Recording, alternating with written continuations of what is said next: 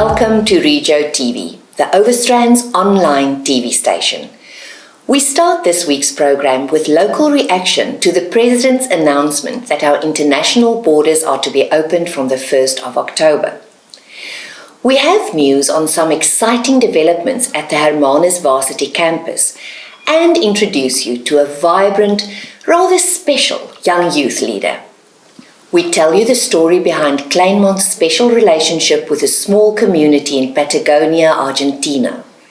Then we take you on a visit to a great new restaurant. No, let's call it a social experience in Betty's Bay. Food Lovers Market is bringing you unbeatable value. Enjoy delicious chicken fillets at $49.99 per kilo. Buy 2 500-gram packs of chicken mince for $49.99. 4 packets of assorted moccagata pasta for R50. 3 bottles of Italian tomato passata for R50. And a 1-litre bottle of Be Well olive oil for $69.99. Food Lovers Market, the best in fresh, guaranteed. The President, Mr. Cyril Ramaphosa, has announced that the country's international borders are to be opened as from the 1st of October, and that Cape Town International will be one of only 3 airports in the country through which international visitors will be able to enter South Africa. We have moved to level 1. We've heard the good news, and it is great news for tourism indeed. Great news for a number of reasons. Number 1, our borders are open and we can receive international tourists and visitors again. We are so reliant on our foreign fans, and the news now that they can book those tickets, come to their houses, come stay in our hotels and our accommodation, drink our South African wines. To me, that is just such great news, not only because of welcoming them back, but also for what it means for our economy. Our economy is reliant on the foreign currency and on foreigners visiting. Our locals have done great since the interprovincial travel has opened and travel in the province has been allowed. Our locals have really been supportive and visited our area, and that has given us hope. That little hope and positivity that has kept us going until we've heard that level 1 is happening soon. And also because from level 1, people can come to their second homes that they've got here in the region. Our region is so popular with foreigners, and they can still make it to our summer season. Regio TV has in the past stated that the Western Cape authorities did an outstanding job during the onset of the COVID pandemic. This week, the chairman of the President's Ministerial Advisory Committee, Professor Salim Abdul Karim, acknowledged this during a regional leaders summit on COVID. And it's in these periods of uncertainty that you get to see what effective leadership is about. Not just people who are hot air and who stand on soapboxes, but people who actually understand where people are and how to take them from where they are to where we need to go. I'll give you one example of what I call effective leadership. If you had to ask me in February this year, can you take the Cape Town ICC and convert it into an 800-bed hospital?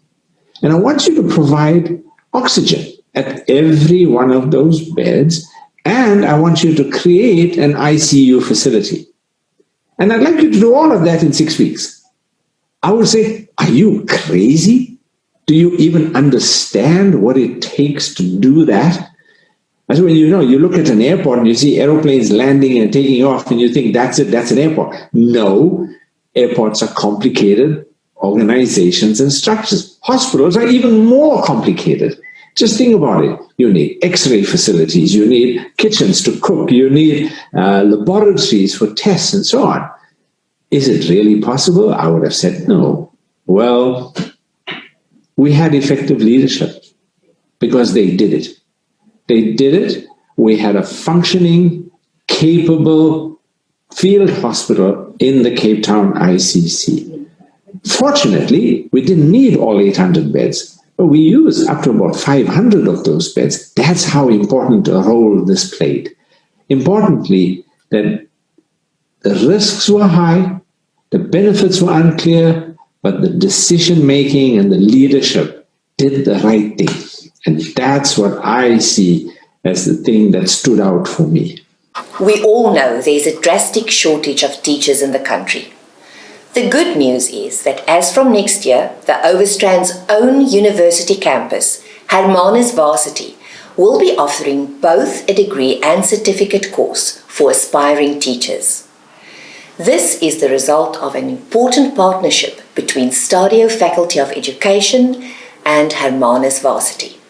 Right, so we are super excited to be partnering with Stadio and finally able to offer an education qualification in the Overstrand. So we are starting off with the B.Ed Foundation Phase course, focusing obviously on grade 1 to 3, and then particularly the higher certificate in preschool education. There is a massive need for qualified teachers in that space, and to be able to offer a quality program right here is just fantastic. And how do people access these courses? How do they go about to actually enroll? So our applications are open at the moment. You can go and apply directly on our website, hermanusvarsity.co.za, or alternatively you can come and visit us at the Hub, 65 Main Road, Hermanus, and we will assist you with the applications process. The saying goes that dynamite comes in small packages. Well, keep an eye out for this one. Jennifer Gaduka is a 19-year-old youth leader in Kleinmond that is certainly going places. The reason I joined the DA is that I've seen the work it has done to the community. As I grew up in Kleinmond, there was ANC, there was DA. I won't talk about the EFF because it was born yesterday. So as I grew up in Kleinmond, I saw the work of the DA. I've seen less work of the ANC. I joined the DA. My parents were against it, but I told them to make peace with it. Then they asked me why the DA. They also asked me the same question, why the DA. I told them because I see what the DA is doing. As I joined the DA, even them could not believe that the DA is doing the marvelous work in ANC. And they could not believe how much years they've wasted on the ANC. If they knew, they would have joined the DA long ago. The community will come running to me.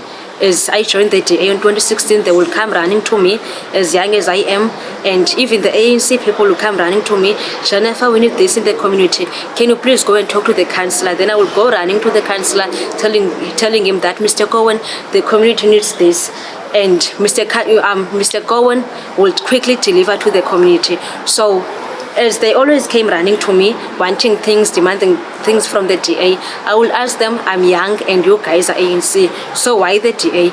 They will even say it themselves that the ANC is not doing anything in the community. They only hear that there is ANC in the community, but the ANC is not doing any difference. So the DA is doing much better than the ANC. Next up is Johannes Vroneman. Van dese week se koerant het weer die normale mengsel van goeie en slegte nuus, maar kom ons begin met die goeie nuus terwyl almal nou bly is dat die inperkingsvlakke nou weer nog 'n slag 'n bietjie verlaag het. So dit is hierdie maand toerisme maand en die Village News het 'n lekker dubbelblad daarvan met kleurfoto's van mense wat allerlei dinge doen wat toeriste normaalweg doen, soos om na leeu's te gaan kyk en walvisse en met perde te ry en so meer en natuurlik te loop in ons pragtige reservate en daaroor het Overstrand Herald dan ook 'n berig, naamlik 1 week free at Kogelberg Nature Reserve en dis van die 16de tot die 22ste September kan jy gratis daarin gaan. Ek dink dis iets wat ek ook moet doen. Ons natuur lyk op die oomblik fantasties, so as jy enigstens kan uitkom, kom uit en gaan kyk na ons pragtige plekke. Cape Nature's reservate is dan ook gratis in daai week. En dit is dan ten minste 'n bietjie goeie nuus wat ons dan nou saam met ons groot goeie nuus kan geniet hierso in ons kontry. Daar was ongelukkig ook 'n paar slegte nuus stories die afgelope week in die koerante. Ek kyk spesifiek na die Hermanus Times wat hele paar misdaadstories in het. Die detail, as jy belangstel, kan jy self gaan kyk en jy hoef nou nie eers te betaal vir die koerant nie, jy kan jou slegte nuus gratis kry. Maar die feit van die saak is dat dit maar 'n bietjie sleg gaan op die misdaadfront. Miskien moet die koerant 'n bietjie soek en daar's dalk 'n paar goeie nuus stories ook. Een van die slegte nuus stories wat ons 'n bietjie geskok het, kom daar uit Pringle Bay hierdie week. Die Overstrand Herald het dit dan ook in, die opskrif is hartroerende boodskappe na restaurantman sy eie lewe neem. En dit is iets wat 'n mens maar altyd, jy weet, na jou hart laat gryp, wanneer iemand homself om die lewe bring. En dit het gebeur. Dis ook Renet Vosloo het dit gedeel op Facebook en daarom het die Overstrand Herald dit ook dan nou die vrymoedigheid geneem om die storie te publiseer. So jy kan dit daar gaan lees. Ek het ook, wat ek gedink het eintlik nog 'n prettige storie was, die voorblad opskrif op die Herald se daaroor is dan kan leeubollie werk vir bobbejane. Nou kyk, soos julle weet, as jy oor bobbejane praat in hierdie omgewing is jy in die moeilikheid. Want bobbejane lyk vir my is die belangrikste natuurkwessie in ons omgewing. En hoe jy hulle moet bekamp sonder om hulle seer te maak en om hulle regte te gee en die mense hulle regte daarom ook om huise te hê te kan toeken. Ek weet nie altyd so mooi nie, maar hier is 'n storie op bladsy 5 deur Kobie Kutse en dit is dat Elsa Wessels het met 'n eko-vriendelike aksie teen die bobbejaan pandemie begin. Om dit 'n pandemie te noem is al klaar moeilikheid soek. Maar goed, sy het naamlik sy het nou gevra, wat maak 'n mens? En nou Panthera Africa by Stanford het tot die redding gekom. Hulle verkoop naamlik leeumis teen R100 vir 'n kruidenierssak vol en R500 vir 'n swart sak vol. En wat maak jy daarmee? Wel, die bobbejane ruik dit en dan bly hulle weg van jou huis af. So daar's 'n stukkie praktiese raad wat jy het as jy 'n ernstige probleem met bobbejane het. Ek hoor Hoeka, hulle die afgelope week het hulle daarvan Betty se kant af hier oorgekom Kleinmond se kant toe. Ek het hulle self nog nie gesien nie, maar so die mense van Kleinmond moet ook maar op die uitkyk wees. Die bobbejane is in aantog. It is not widely known, but Kleinmond has a very special relationship with a small town in Patagonia, Argentina. The town is called Sarmiento, and our editor, Gerard Grobler, calls the Sarmientinos gente de mi gente, which means people of my people. It all started towards the end of July 2019. I was watching this documentary called The Boers at the End of the World on TV late one evening. It tells the story of the descendants of the Afrikaners that settled in Patagonia in the southern part of Argentina after the Anglo-Boer War.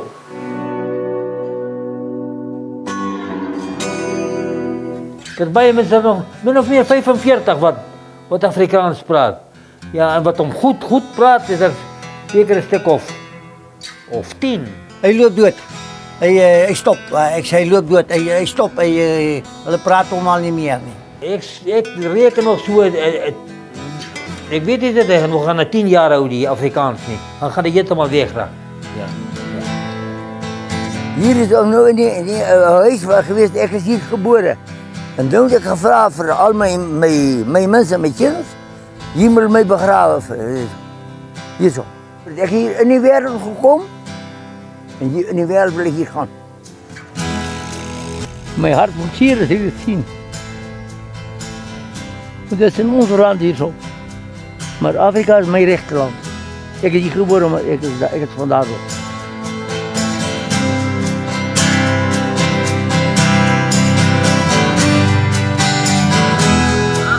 The story touched something deep inside me. I wanted to know more about these people. Why did they still cling to their traditions after almost 120 years? And how come some of them still spoke my language, Afrikaans?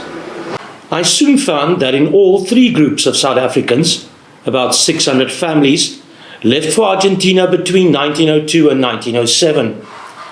They landed in what is now the port city of Comodoro Rivadavia. Their new country was a harsh wilderness, windy, dry, and bitterly cold in winter. Not unlike our Karoo, except much colder in winter. They were mostly sheep farmers from the Northern Cape and Free State, and slowly tamed the wilderness. They built homes and put up fences, but there was no water. The Argentinian government eventually sent machines to bore for water, and found not water, but oil. The Boers trekked further inland, to where there was water for their animals, and most of them settled around Lake Musters, close to the present-day town of Sarmiento. The town has about 25,000 residents, and mostly revolve around the oil industry. In summer, everybody flocks to the nearby Lake Musters, and in winter, well, it's bitterly cold. It was here that I, through social media, met up with Barry Dickerson of the Colectividad de Descendientes Sudafricanas Boers de Sarmento, Chubut. In short, the South African Society of Sarmento in the province of Chubut. I felt I wanted to do something for these people of my people, as I call them.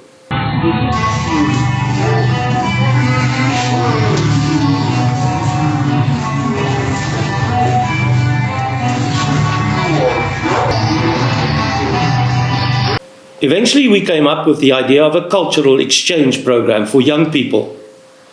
2 young ladies would come to Kleinmond in January 2020. The Sarmientinos set about selling food and collecting money for the trip.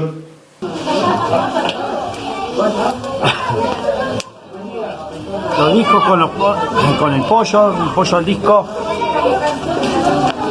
de la colectividad sudafricana de Sarmiento. In October 2019, I got the opportunity to visit Argentina. I wanted to keep it low-key. The Sarmentinos had other ideas. When I landed at 3 in the morning at the newly built airport in Comodoro Rivadavia, 2 distinguished gentlemen were waiting for me and welcomed me in Afrikaans. Coming into the airport, right at the top of a list of greetings in different languages, was Welkom in Afrikaans. I stayed at a lovely small hotel in Sarmento. Each day, the one or other family came to pick me up. I saw the nearby petrified forest, which is some 90 million years old. The park with replicas of the giant prehistoric animals they found nearby. I visited the southernmost vineyards in the world. I was taken to a military museum dedicated to the Malvinas, or the Falklands War. I was invited into people's homes, their lives.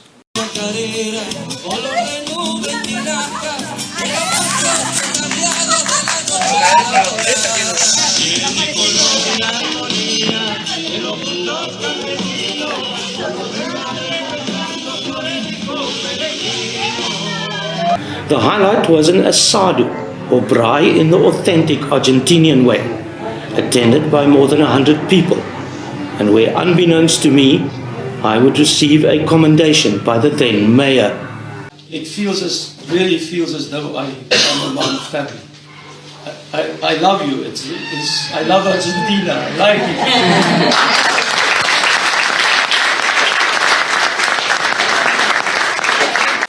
In January 2020, after a disastrous mix-up with their travel arrangement, the first of our 2 young ladies, Caro Nunes, landed in Cape Town. She was followed a day or 2 later by Annaluz Godoy Blackie. Kleinmond gave them a special welcome. Salome Malherbe gave them accommodation, and a host of local helpers, including Alice van Rooyen, John Nell, Marianne Johnson, and many others, took them on day trips to Hermanus, Greyton, the archives at Stellenbosch University. They particularly loved the Somerset Mall. They went hiking and even shark cage diving. They spent several days with the Dickerson family in Cape Town.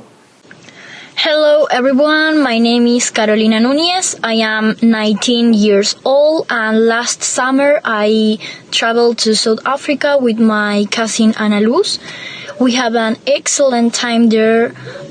We met a lot of people We have really great times, and we travel all around the country. We travel to so many cities and towns like Stellenbosch, Cape Town, Kleinmond, and a lot of places. We are very grateful with the people that we spend time there. They treat us very kindful. They were so great with us. We learn a lot. We can prat a little of Afrikaans, and we have very good times. The most enjoyable things that I think they are the landscapes. They are incredible. I enjoy the animals, the landscapes. You can't be bored in South Africa. There's a lot of things to do there, and it's a lovely place with lovely and clever people. Hi there, it's Anna from Argentina here. I hope everyone in Kleinmond is alright and safe in their homes. Today I'm gonna talk about my experience there and what it meant to me. It was personally very joyful and funny experience because of all the new things that I learned. I love traveling, and what's better for me because it was also meaningful and special because of my family history and my family roots.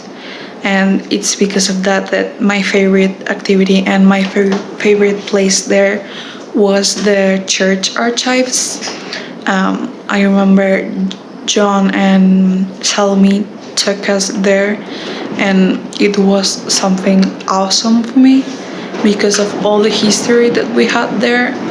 Like, I can't explain what was like saying my surname in all those papers. And something strange about our experience there was the baboons and all the wildlife that you have there. It was very strange, and everyone laughed at us because of that, because the baboons were very strange for us, and you are very used to that. So that was one thing. And I think the other thing was that you drink coffee with anything, or at least Halloumi does. COVID has put a damper on our plans for now, but we will hopefully get the program up and running again soon. To learn more, please join the Kleinmond Sarmiento Cultural Exchange Facebook group. Before we go to our weekly business feature, here is some interesting snippets. The Hongklip Kleinmond Tourism Bureau has just launched their brand new website. This is great news. Go and have a look. Netflix recently released a documentary called My Octopus Teacher, which follows the fascinating story of the year Craig Foster spent with a wild octopus in South African waters. It is definitely worth a watch. Ever been to a drive-in movie? The brewery in Hermanus and Milky Way Productions is planning one on the 1st of October. At the same time, a new evening market is to be launched. Sounds like a great idea. In our regular business feature, we visit Gnocchi in Betty's Bay. It's not a restaurant, says owner Willem Lismore. It's a social experience. And editor Gerard Grobler and cameraman Angus McCaskill says it definitely gets their stamp of approval. Wel, julle welkom by Gnocchi. Eerstens, dit is glad nie 'n Italiaanse restaurant nie. En tweedens is dit het geen betrekking op gnocchi as 'n eetding. Ek het so 2 jaar terug onder die naam Gnocchi ge-private chefing. Het soveel so toe ek nou die venue gekry het, ons gesê kyk, ek het klaar die naam, ek het klaar brand, kom ons gaan aan met hom, en dit is waar Gnocchi gebore is. Dus dit kom uit my private chefing area. Soos jy kan sien, Gnocchi is 'n actual tapas restaurant. Tapas in die sens van klein eetgerei, klein goedjies, maar ons hou nie van die woord restaurant. So Gnocchi is glad nie 'n restaurant nie. Gnocchi is 'n social experiment. En hoekom sê ons so? Want ons wil hê die mense wat hier kom met die menu experiment, Hulle moet daarvan weet. En dan tweedens, die social aspect is by die tafel praat. Na die tyd praat. As jy saam met vriende is, praat. So die hele ding gaan oor praat. En die woord moet versprei. En daar's geen manier hoe jy deur die hele menu in een slag kan eet nie. So ons wil hê jy moet 'n bietjie kom hier, dan moet jy praat daaroor, dan moet jy huis toe gaan, dan moet jy weer terugkom maar met ander vriende en dan praat jy weer. En tafels wat langs mekaar sit moet praat, want daai een het nie wat die een eet nie, so almal moet praat. En vir ons, as ons daai kan create, dan het ons actually die spyker op die kop geslaan met die hele COVID regulasies ook van sê dra masker. Ons sê dra masker, maar wees social. Ons sê COVID sê moenie deel nie. Ons sê kom sit hier so in die restaurant en bestel kos vir tafel en deel. Ons is glad nie verklaar oor dit. Ons hou die social distancing, maar ons hou ook waarvan dat tafels met mekaar praat. En dit moet vibe wees. Dit moet altyd lekker wees. Lag en gesels en wees mens. Kom ons kry ons mens om terug wees mens. En dit is wat gnocchi gee dit, gnocchi bied dit. Good food, good wine, good times. We play out with some Argentinian folklore.